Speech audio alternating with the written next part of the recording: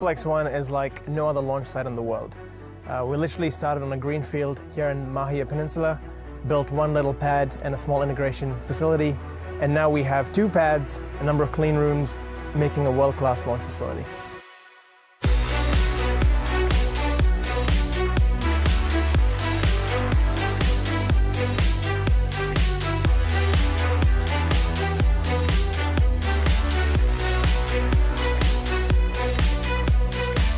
We created a launch complex that was capable of launching once every 72 hours to a range of inclinations, right from mid-inclination, about 30 degrees, all the way to sun-synchronous orbit, all from Launch Complex 1. So with Pad B, we took a lot of the design from our original Pad A and made some small improvements to make our operation that much more efficient. We use the same integration facility, the same rocket runway, with our final infrastructure all placed in a concrete pad no more bigger than a tennis court. With 2 launch pads, we have doubled our capacity and reached ultimate launch flexibility. This means when a customer needs us, we've got a pad ready. From LC1, we've flown over 100 satellites to date, all supporting everything from climate science through to international logistics, maritime surveillance, to the moon and beyond.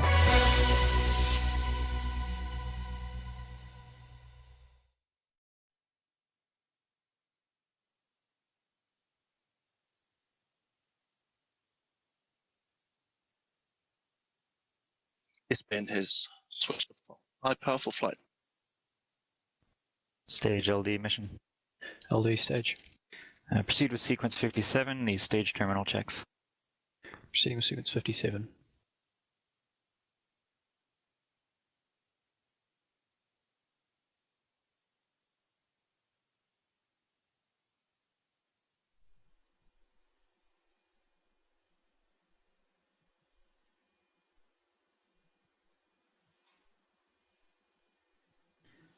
GC LD mission. LDGC. Proceed with sequence 58, launch pad ready. Roger, proceeding with launch pad ready. Stage 1 and Stage 2 high voltage batteries ready for flight.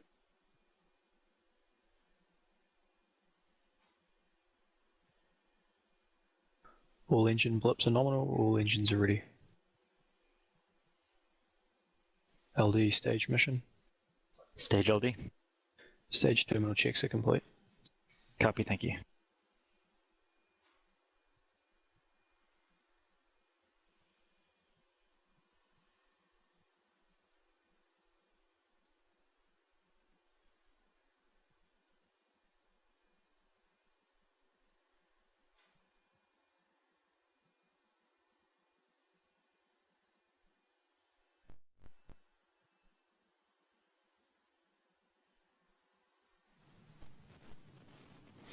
As we prepare for launch, we're checking off a few more achievements for the year.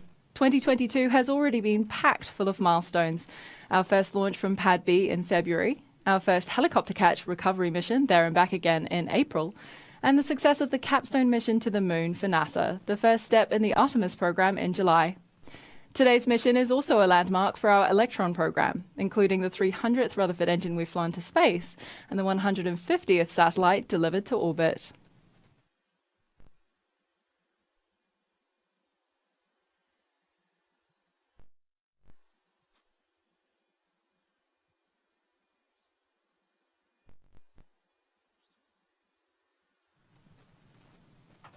Recently, we also conducted the first hot fire of one of our recovered Rutherford engines from the There and Back Again mission, another milestone in evolving Electron into the first reusable small orbital launch vehicle. Let's take a look.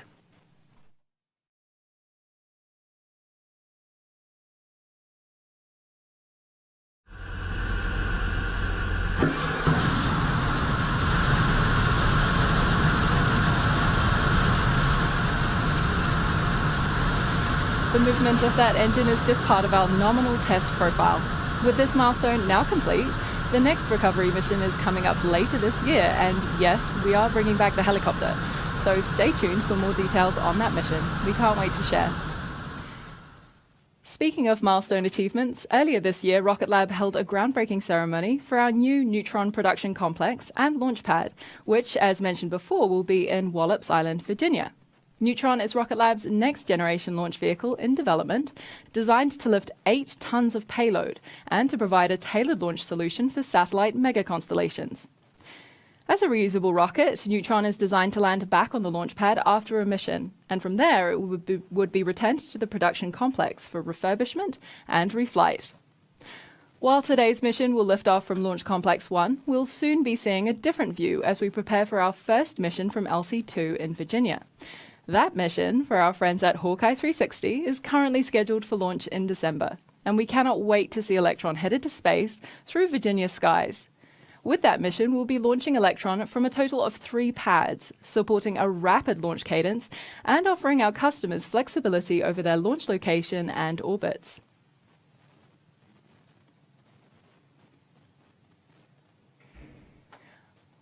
We are now moving towards the final stages of liftoff with T-minus 4 minutes remaining on the clock. At T-minus 2 minutes, Electron moves into terminal count, and the rocket's flight computers take over the countdown. Shortly after the 2-minute mark, we should hear the call that liquid oxygen loading is complete, which means that the vehicle is fully fueled and good to go. The next gate after that is the signal that the first and second stages are pressurized for launch. And finally, we await the 10-second countdown to liftoff with our launch director, Joseph Carpico. Let's listen in to Mission Control for these final steps ahead of liftoff.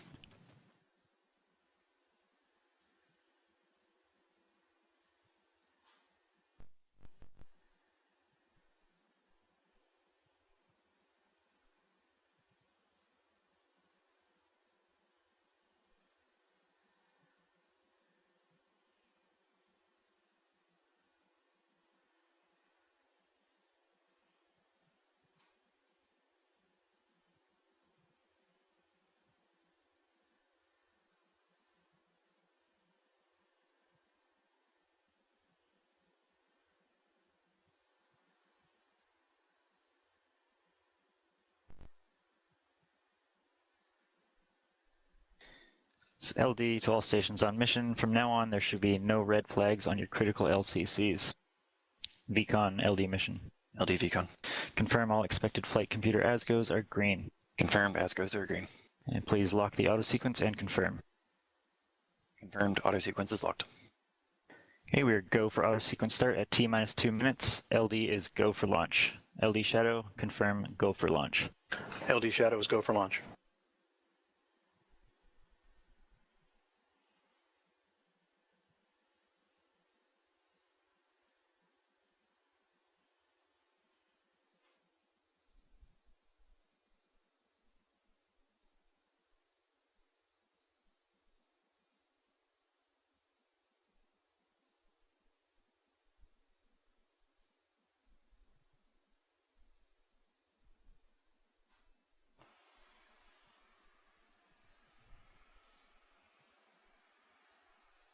The vehicle is switched to internal power. All ground power disabled. Vehicle is fully on internal power. AFT is green and enabled for flight.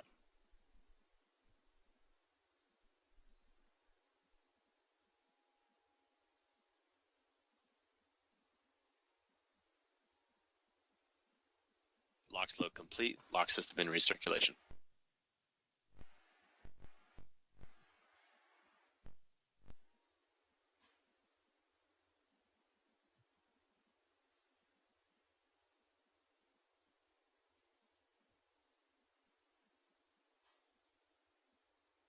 All helium anti-geysering disabled.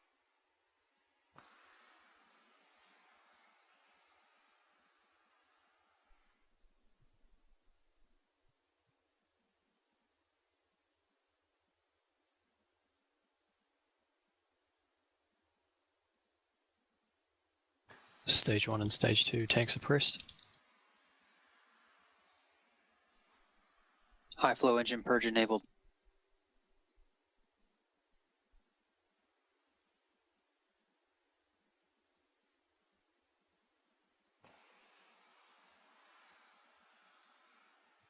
Water deluge is activated.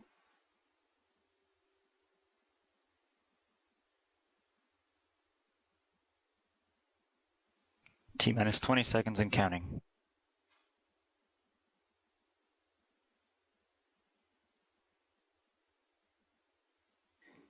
10, 9, 8, 7, 6, 5, 4, 3, 2, 1.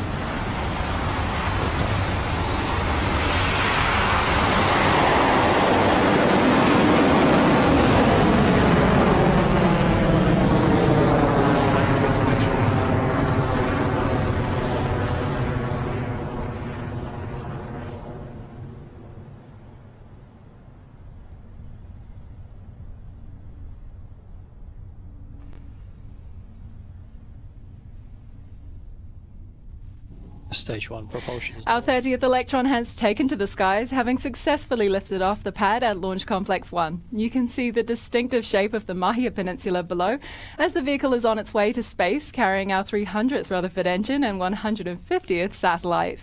The next critical stage in Electron's flight is Max Q, maximum aerodynamic pressure. This is when the vehicle's velocity and local air density are at their maximum and the vehicle experiences the most mechanical stress. We'll hear that call from Mission Control when Electron clears that stage of flight.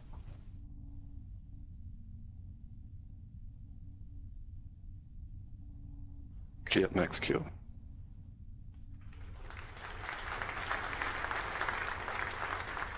Electron has successfully passed through Max Q and at an altitude of just over 15 kilometres is well on its way to pass the Kármán line and enter orbit. The 9 sea-level Rutherford engines on the first stage are operating nominally and we are approaching the next series of events in the mission. The first step after Max Q is MECO, or main engine cutoff, when those first 9 engines throttle down before shutting off completely. This slows the vehicle marginally before the first stage separates from the vehicle.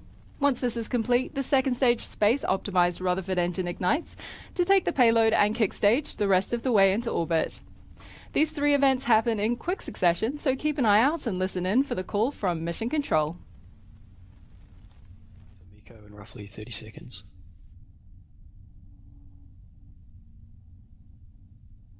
OS at Chathams.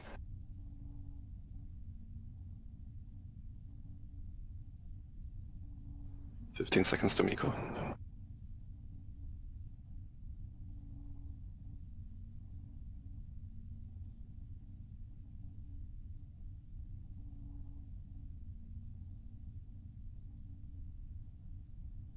MECO confirmed. Stage separation successful. Station ignition confirmed.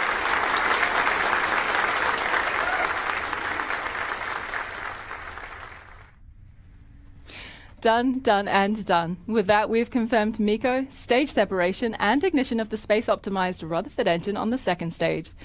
At this point, as Electron has cleared most of Earth's atmosphere, it can also jettison the payload fairing, as it is no longer needed to protect the payload.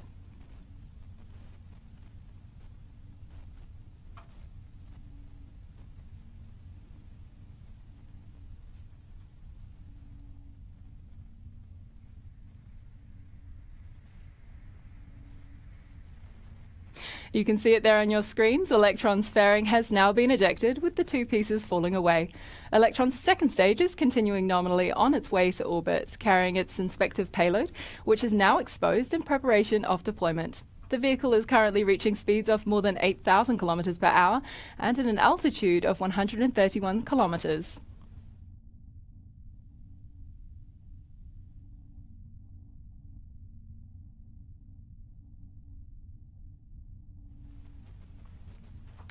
The vehicle is continuing nominally on its flight to low Earth orbit, currently travelling at a speed of over 9,000 kilometers per hour and an altitude of 140 kilometers. As Electron lifted off the pad, you would have seen big clouds of what looks like smoke billowing out from under the vehicle. That's actually steam, produced as the exhaust of the engines makes contact with the water deluge. We use water to absorb the immense sound energy produced by those 9 Rutherford engines at liftoff.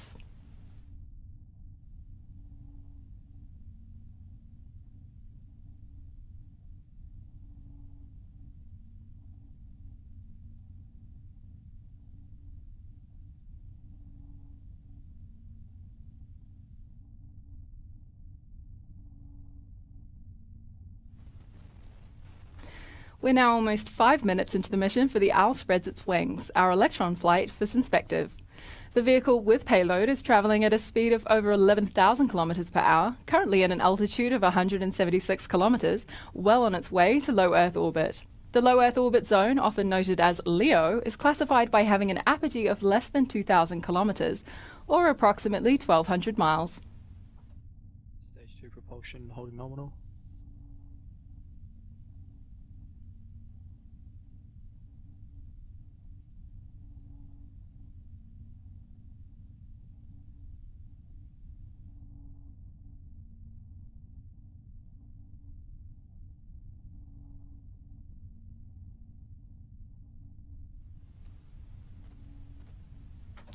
Next up is a step we refer to as the battery hot swap. The Rutherford is a unique engine in that it is powered by electric pumps, which draw energy from batteries. Once those batteries are depleted, they're just dead weight, so we shed them to swap out for a fresh one. If you watch carefully, you'll see that shiny silver battery separate from electrons soon.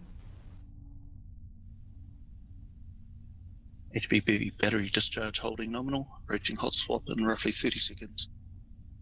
Throttling down.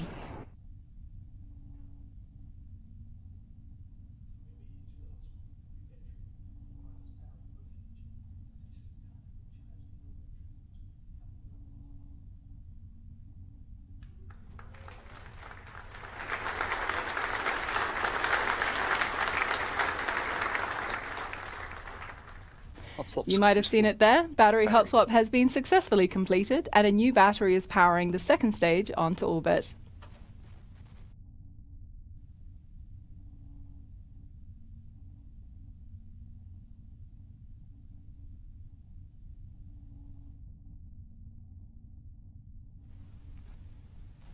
Our 30th Electron vehicle is in the air and on its way to space, continuing our mission to make space accessible for all. We're also on a mission to make the space industry accessible to all, with more opportunities and pathways into careers with Rocket Lab than ever before. It's never too late to reconsider an old dream or a new aspiration and reach for the stars with us. Check out the careers page on our website, or if you're not quite ready for recruitment, our education programs will help get you there. Go to rocketlabusa.com to find out more.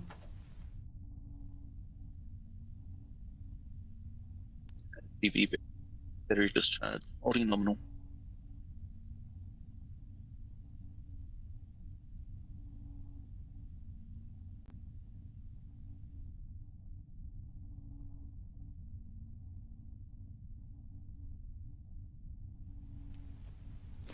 Electron is currently at an altitude of 206 kilometers, traveling at a speed of over 19,000 kilometers per hour on its way to space. While this particular mission is not a recovery mission, our recovery program is progressing at speed, with the first test of a recovered Rutherford engine just 2 weeks ago, and it was a roaring success.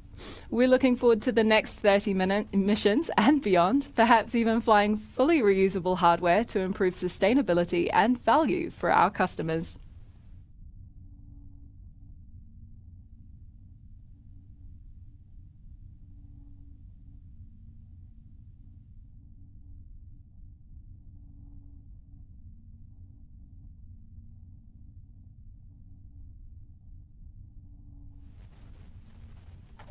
The next major milestone we're approaching is second engine cutoff, or SECO.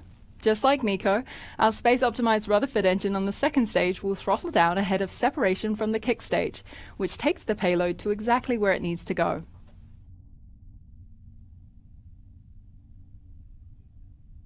Guidance is in terminal, 27 seconds remaining.